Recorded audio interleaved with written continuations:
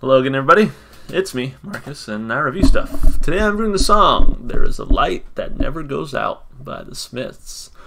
So I've been on a bit of a Smiths kick lately. I really enjoy what I've been hearing from them. You know, it all started with "I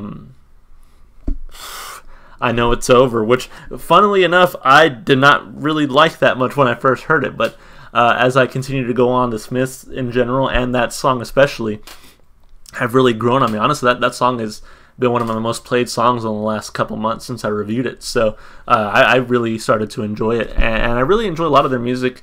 How Soon Is Now, This Charming Man. There was another one I listened to recently. I can't quite remember. You know, all the music starts to blend together in my mind. I've listened to so much in recent memory, yeah, so really excited for this one. I've really come to enjoy and appreciate Morrissey's voice, as well as Johnny Marr's guitar work. I've always appreciated their lyrics, if nothing else. Even when I didn't appreciate the song in total at first, I've always appreciated their lyrics. So that's what I'm really hoping for in this one, to get some pretty good lyrical writing, and then just get a really catchy, fun song. So anyway, this does come as a request. I've had a lot of people actually recommend this one. Many people have said it's probably one of their best, if not the best song they've ever put out. So a lot of high expectations going into this one. But as always, if you would like to request something, just leave a comment down below. I'll be sure to get to it eventually. So here we go.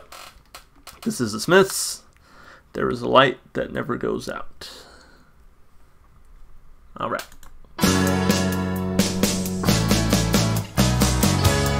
Take me out tonight, where there's music and there's people and the young and the light. Driving in your car, I never want to go home, because I haven't got one anymore.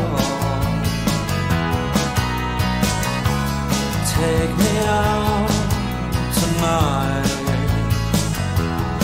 because I want to see people and I want to see light.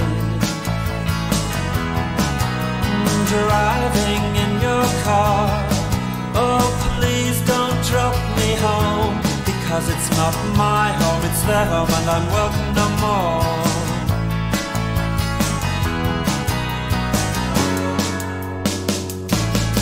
And if a double-decker bus crashes into us, to die by your side is such a heavenly way to die. And if a 10-ton truck kills the both of us, to die by your side, well, the pleasure, the privilege is mine. Take me out tonight, take me anywhere, don't care, don't care, don't care. And in the darkened underpass, I thought, oh God, my chance has come at last. But then a strange fear gripped me and I just couldn't ask. Take me out tonight, oh take me anywhere, don't care, don't care, don't care. Driving in your car, I never want to go home, because I haven't got one all along. Oh, I haven't got one.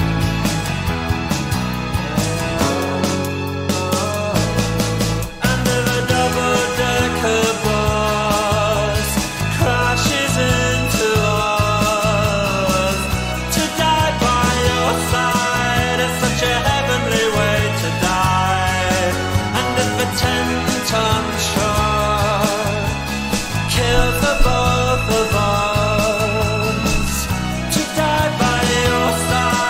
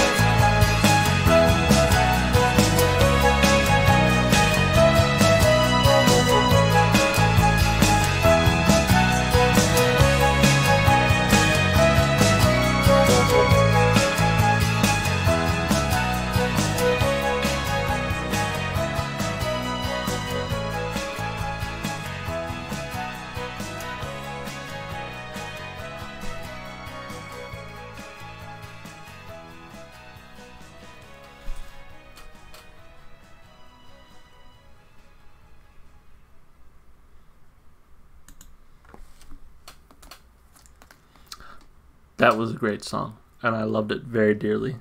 And I can see why many people would say that's the Smiths' best song, because it was a great song. I really enjoyed that one.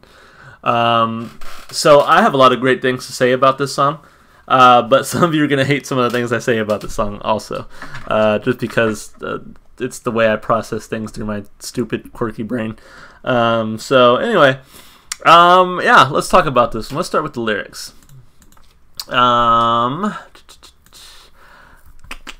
Go back up. Here we go. Take me out tonight where there's music and there's people and they're young and alive. Driving in your car, I never want to go home. To me, this really conjures up the spirit of like going out on a Saturday night. You're young. You can go to bars. You can go to restaurants. You can go to music venue. You can just go walk the streets. You're without a care in the world, basically.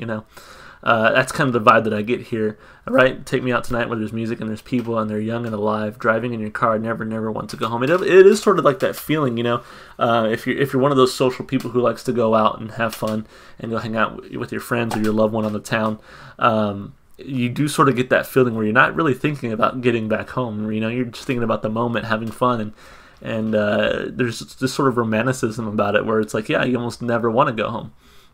But I think this one, there's a reason he doesn't want to go home. I never want to go home because I haven't got one anymore. Take me out tonight because I want to see people and I want to see life. Driving in your car, oh please don't drop me home because it's not my home, it's their home and I'm welcome no more. To me, it sounds very much like a teenage youth who's sort of rebelling against their parents, perhaps. So it's like, I want to go out, I want to have fun, I want to forget about home because home has these stiffy, stodgy parents who don't understand me or who don't get me or what have you. So it's really not a home. I'm not comfortable there. It's not where I belong, because of a lot of the Smiths' subject matter. I feel like this could also maybe even read as the experience of a young gay youth, like perhaps their parents have kicked them out of the house. Perhaps their parents have like made them feel unwelcome because of their sexuality. And that's kind of what I get from this too, Again, he says, I don't have a home anymore because it's not my home, it's their home, my parents, I assume, and I'm welcome no more. So, like, why would your parents not welcome you unless something happened? To me, I know people personally who have been kicked out of their house for being gay, and so I could definitely, to me, this definitely reads as something like that. It could be something like that. Not saying that it for sure is, but it could definitely read as that in a certain context, in a certain light. So then the chorus, and if a double-decker bus crashes into us, to die by your side is such a heavenly way to die. Beautiful line, first of all. Now here's the part that you're going to hate.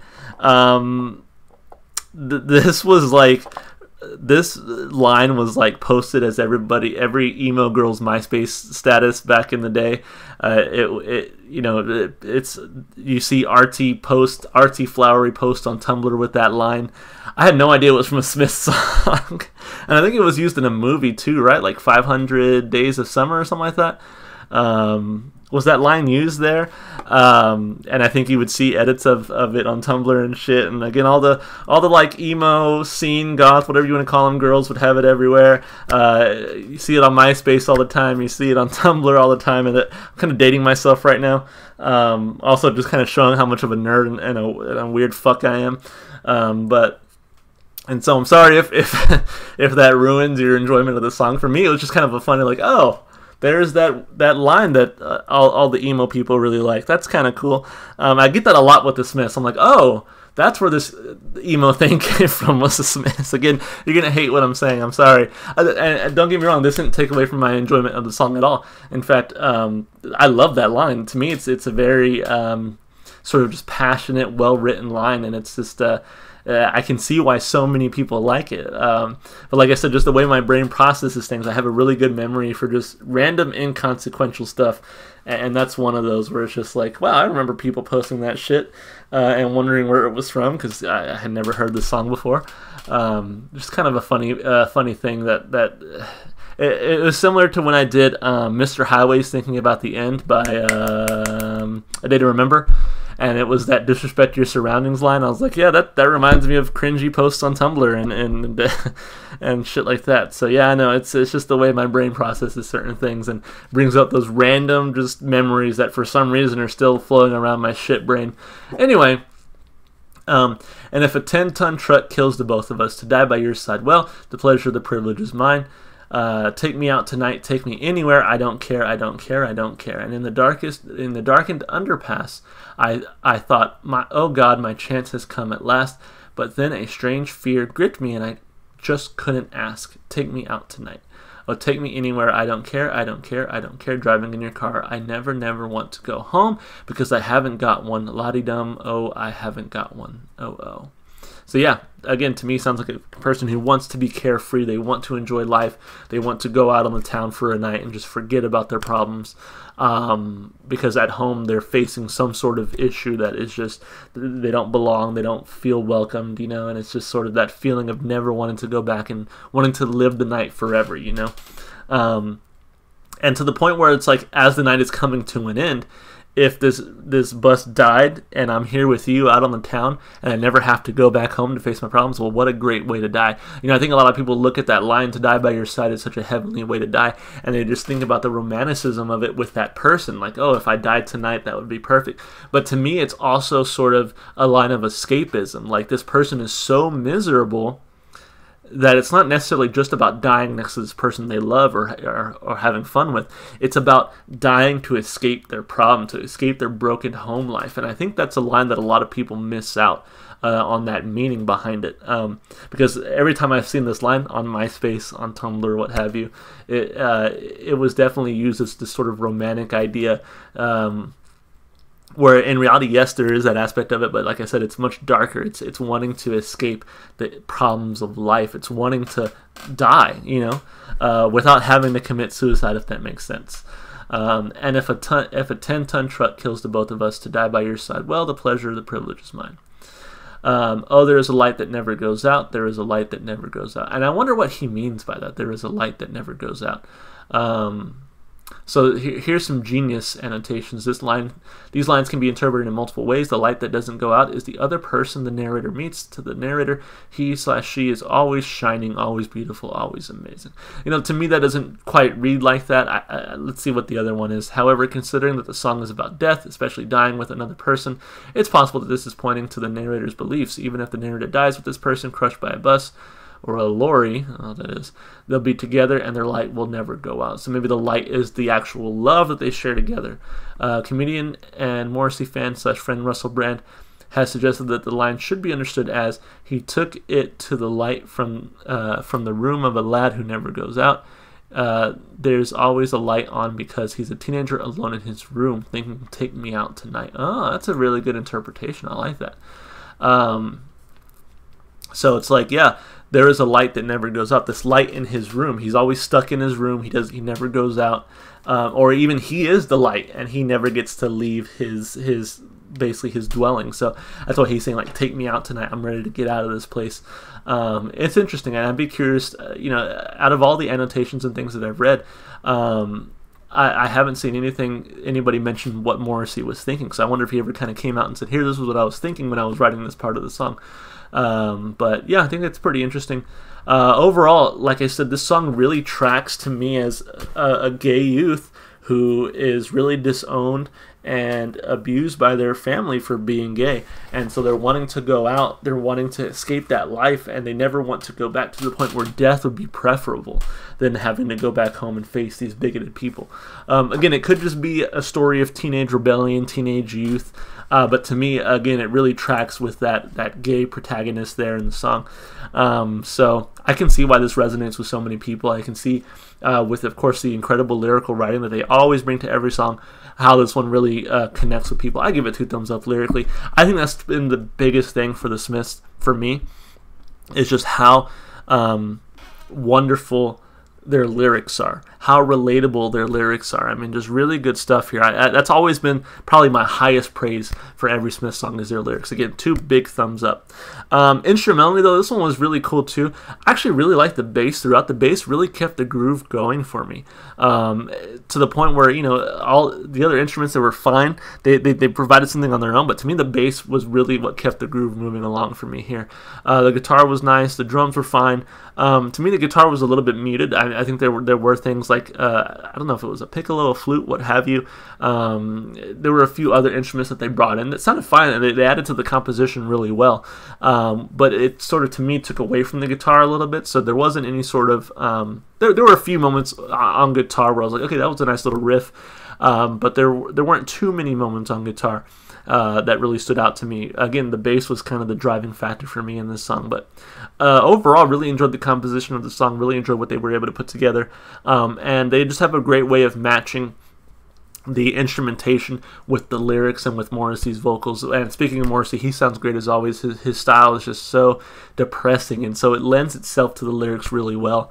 You know, it is one of those things where it's like, man, this guy must have been really depressed throughout his life. He must have really struggled with depression, but he turned that pain into amazing lyrical writing, and then just this art form that has stood the test of time, in my opinion. So I got to give it 2 thumbs up, instrumentally and vocally. I really enjoyed it as well. And then as far as replay value goes, look, every Smith song I've heard so far has made the playlist. It's gotten, each one has gotten a lot of plays, probably no more so than I Know It's Over. But this one's really good. I can, again, see why a lot of people consider this their best song, if not at least just their most popular song, their catchiest song, whatever you want to say about it. I see why people really put a lot of weight behind this one. And I can see why it was used in movies and all kinds of stuff. It seems like it was a very popular, influential type of song. But as far as me listening to it again, yeah, I enjoyed it a lot. I think it has a lot for me. I give it 2 thumbs up. Overall, really enjoyed this song. I've been getting a lot of requests for the Smiths. I can tell you Panic, Rubber Ring, all kinds of songs. At this point, you guys have probably recommended their entire discography, which I will get to. But if there's anything that as you guys are going through the comments, if there's anything you see that hasn't been recommended yet, please feel free to drop me a suggestion there. If you enjoyed the music, go listen to the artists. Go support their music. One place you can definitely find them is in my Spotify playlist. It's got every single song I've heard so far on my channel. Makes for a pretty good day of listening. And I say day because it is like quite a few hours by now, like 13 hours of music or something like that. It's pretty crazy. If you want to support me, just all the normal stuff you do on YouTube, like and subscribe and comment. That's it for me, guys. Hope you're staying safe and healthy. Hope to see you in the next video. Bye.